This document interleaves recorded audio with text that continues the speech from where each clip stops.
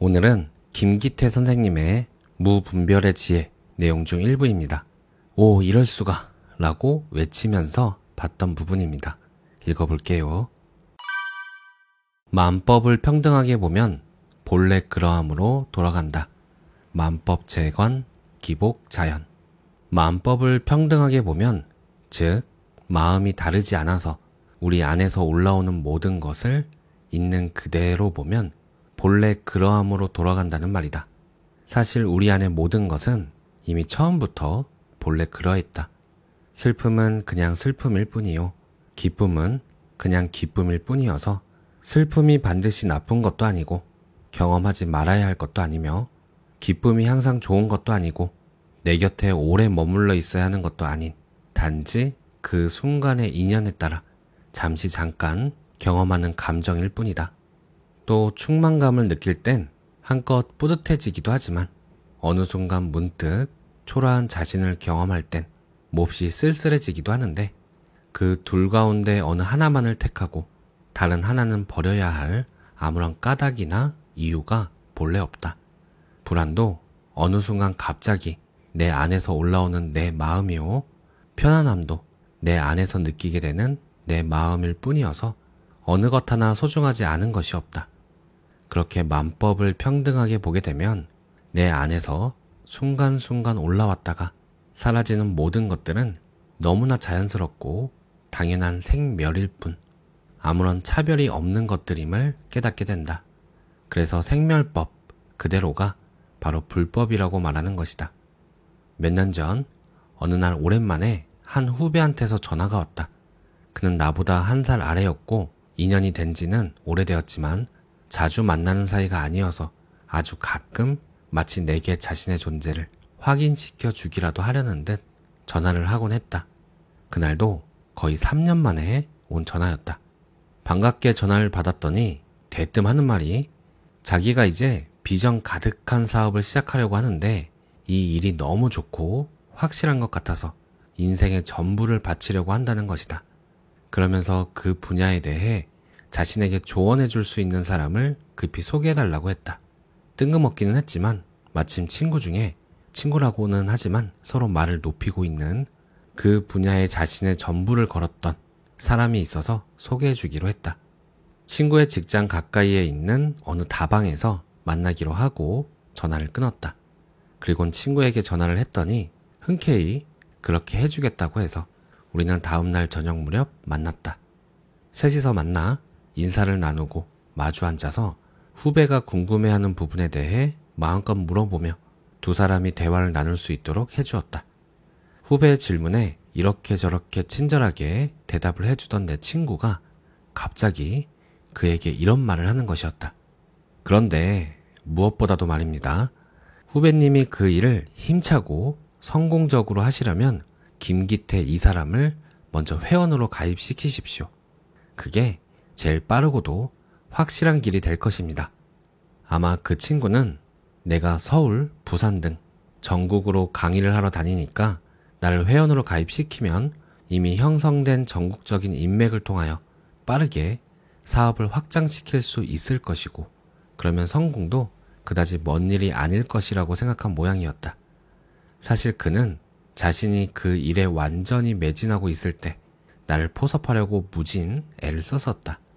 나는 갑작스러운 친구의 말에 눈을 휘둥그레 뜨며 놀란 얼굴을 하고 있는데 그 말을 들은 후배는 대뜸 고개를 가로저으며 얼굴에는 어림없다는 표정을 지으며 이렇게 말했다.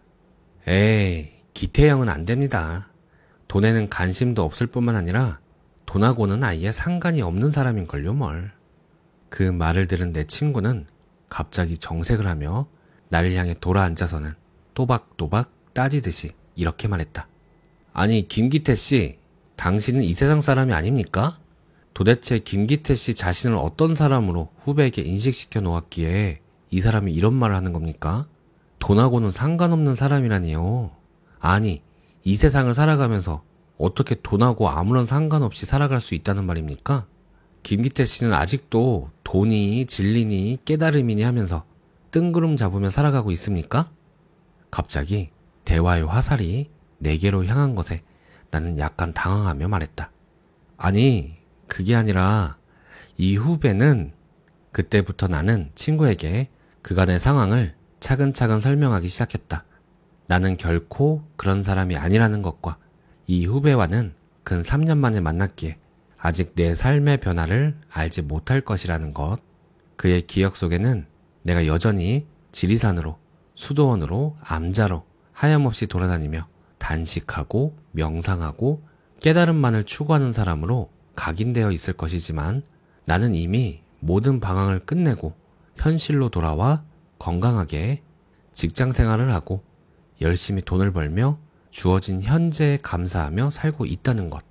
그 사실을 전혀 모르기에 후배는 뜬금없이 그런 말을 했을 뿐이라는 것 등을 힘주어 말했다. 그런데 처음엔 단순히 후배가 한 말로 인해 나에 대해 뭔가 오해한 듯한 친구의 이해를 바로잡기 위해 시작한 나의 설명이 시간이 흐르고 말이 길어지면서 점점 더 나를 변호하고 변명하는 쪽으로 흘러갔다.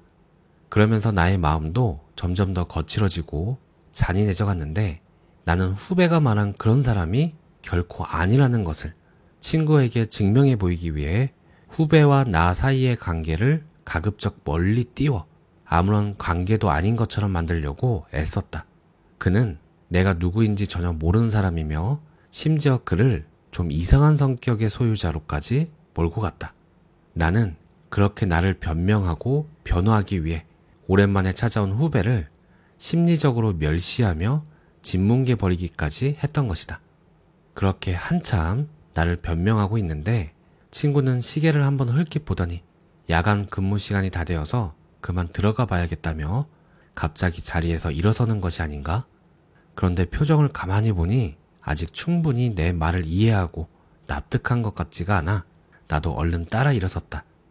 그리곤 친구가 직장을 향해 걸어가는 그 얼마 되지 않는 시간에도 나는 거의 목을 매듯이 그의 곁에 바싹 따라붙어서는 손짓, 발짓까지 해가며 더욱더 열을 내어 나를 변명하고 또 변명했다. 듣는 건지 마는 건지 아무런 표정 없이 걸어갔던 친구는 자신의 직장 앞에 다다르자 가타부타 한마디 말도 없이 갑자기 차갑게 돌아서며 그만 들어가겠습니다 라는 말만을 어둠 속에 남기고 횡하니 들어가 버리는 것이 아닌가. 나도 엉겁결에 작별 인사를 하긴 했지만 갑자기 나는 나를 변명할 대상을 잃어버린 채 그저 멍하니 서 있을 수밖에 없었다. 그때 내 마음은 이미 설명할 수 없는 혼란으로 한없이 뒤죽박죽 되어 있었다. 아니, 내가 나를 변명하다니.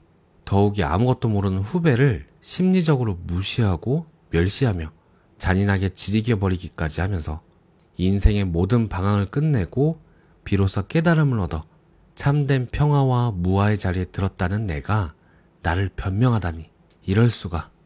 그렇게 몹시도 혼란스러워하며 복잡한 마음으로 우두커니 서 있는데 곧 뒤따라온 후배가 내 손을 잡아 끌며 친절하게 집까지 태워주겠다고 자기 차를 타란다. 응, 그래, 고마워. 참담한 심정으로 뒷좌석에 앉아 어둠이 무겁게 내려앉은 차창 밖을 망연자실하게 바라보고 있는데 묵묵히 앞을 보며 한참을 말없이 운전하던 후배는 이윽고 내 기억을 되돌려주기라도 하려는 듯 이런저런 지난 이야기를 끄집어냈다. 그러면서 가끔 형, 그때 그거 기억 안 납니까? 하며 확인까지 한다. 아마도 그는 내가 기억을 잘 못하고 있다고 생각한 모양이다.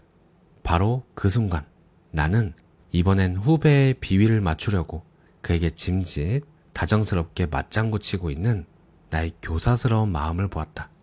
바로 조금 전까지만 해도 나를 온전히 변명하고 변호하기 위해 가능한 한 멀리 밀쳐놓으며 나와는 아무런 상관이 없는 사람으로 만들려고 했을 뿐만 아니라 성격이 이상한 사람으로까지 몰고 갔으면서 내 변명의 대상이 갑자기 사라져버리자 이번엔 오히려 그에게 비위를 맞추려 애쓰는 나 자신을 본 것이다.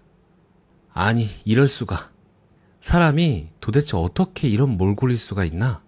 밤 늦은 시간인데도 집 앞까지 나를 태워다 주고는 차창 밖으로 다정스레 손을 흔들며 돌아가는 후배를 보면서 더욱 착잡해졌다. 이게 뭔가, 도대체 나는 무엇이지? 나는 그렇게 집에 들어와서도 새벽녘까지 잠들지 못한 채 그저 어안이 벙벙하기만 했다. 그런데 바로 다음 날 아침 눈을 떴을 때 완전히 다른 세계가 갑자기 내 앞에 펼쳐져 있었다. 아침에 잠에서 깨어 눈을 뜨니 문득 어젯밤의 일이 생각났고 그와 동시에 전율하듯 어떤 깨달음이 밀려오면서 하나의 상이 내게서 떨어져 나가는 것을 나는 분명하게 보았다. 그것은 바로 깨달은 사람에게서는 이러이러한 모습은 나타날 수 없다는 상이었다. 즉, 나는 나도 모르게 미세하게 진리와 깨달음에 대한 상을 갖고 있었던 것이다. 말하자면 진리란 깨끗하고 거룩하고 아름답고 충만하고 완전한 무엇이어서 거기엔 어떤 자그마한 티끌이나 허물, 더러움도 있을 수 없고 부족하거나 못나고 결핍된 모습은 더더욱 있을 수 없다는 상이 그것이었다. 바로 그 순간 그 상이 확연하게 나에게서 떨어져 나가는 것을 느꼈던 것이다. 나는 외마디 비명을 질렀다. 그렇구나. 천상천하 유아 독존이요. 나 외에 다른 것이 없다더니. 어젯밤의 그 교사스러움이 바로 나요. 혀를 내두를 만큼의 간교하고 간악하기 그지없는 마음이 바로 나구나. 그렇듯 천변만화하는 그것이 바로 나요. 매 순간 있는 그대로의 이 마음 이외에 다른 것이 없구나. 진리란 깨끗하고 아름답고 지혜롭기만 한 무엇이 아니라 어리석고 볼품없고 어처구니 없기도 한 그냥 그때그때 있는 그대로의 이것일 따름이구나. 모습을 따라가면 몇 억겁을 돌아다녀도 찾을 수 없는 것을 모습을 떠나니 바로 지금 이 순간 이 자리로구나. 오, 이럴 수가. 나는 한동안 자리에서 일어날 수가 없었다. 오늘 내용은 여기까지입니다. 오늘 내용을 읽으면서 저 또한 글자들을 따라 오, 이럴 수가를 외치게 되네요. 좋은 말씀, 좋은 글 감사드립니다. 그저 이대로 완전하다는 큰 안도와 기쁨을 느낍니다. 오늘 하루도 감사합니다. 영원한 지금 이 순간을 바라봅니다.